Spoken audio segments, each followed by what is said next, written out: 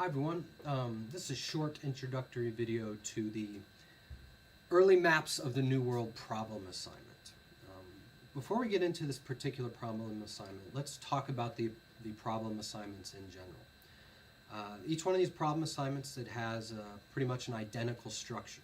So let's look at that structure and it's going to help us navigate these assignments. When you go into any problem assignment, you'll see there's three tabs. The first tab is the background tab. Don't skip this. The background tab is going to give you the big picture. It's going to situate these sources in its broader historical context. It's going to give you the background information you need to analyze these sources and write intelligently about them. The next thing you'll see for each one of these problem assignments, the next tab is sources. And so here's where you'll be engaging with a variety of historical material. These sources, they might be maps, like they are for this assignment. They might be some sort of written document. They might be music, might be videos, might be photographs. So we're going to look at a variety of source material this semester. So in the source tab, you'll be presented with those sources. And then the third tab is analyze the evidence. And in analyze the evidence, you'll be given instructions and you'll do some type of activity to write about the sources, to engage with the sources in some way to show that you've been thinking about the sources and you can contextualize them and relate them to some broader historical eras and events. So that said, let's look at this particular problem assignment, early maps of the New World.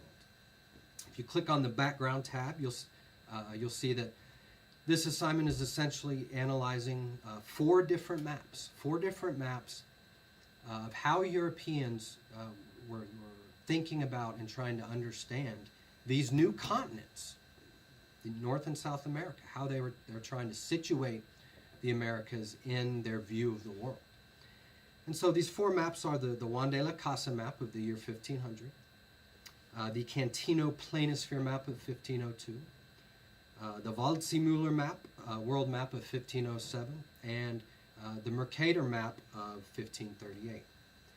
And so the background tab is going to give you information about each one of these maps, explain why they're important, how they fit into the broader historical era, and it's going to give you some material to situate the sources. Next, you click on the Sources tab. And in the Sources tab, again, there's these four maps. And in the Sources tab, you're going to be able to engage with these four maps to really analyze and dig deep, observe them, compare them, and see exactly what they're showing us. And then the final tab, Analyze the Evidence. Here's where you're going to engage with the sources and write about them. And you'll see that the instructions here for Analyze the Evidence, it asks you to imagine that you're a European and you are living in the late 15th and early 16th century.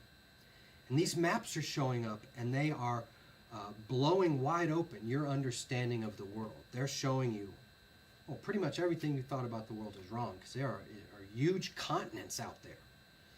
And so the instructions are asking you, you're this European, beginning with the Juan de la Casa map of 1500, how is that changing your worldview? What is that telling you about the world? And then in 1502, the Cantino planisphere map comes around. How does that change your understanding of the world? And then how does your understanding of the world change again when the Waldseemüller map comes out in 1507 and then the Mercator map comes out in 1538? So you need to make observations of how you as a European in the late 15th and early 16th century might observe or understand the world from analyzing these maps, okay? And one more thing, when you do this, and pretty much for any problem assignment, I'm really looking for you to write brief paragraphs, okay? Just a sentence, maybe two sentences or a couple words, that's not going to cut it. You're not going to get full credit and do well if you're just jotting down a couple sentences. I want you to show me you've been engaging with the sources, that you spent just a little bit of time thinking about it and observing it and contextualizing these sources. So I am looking for brief paragraphs. Show me you've spent some time analyzing these sources. Okay, good luck everyone.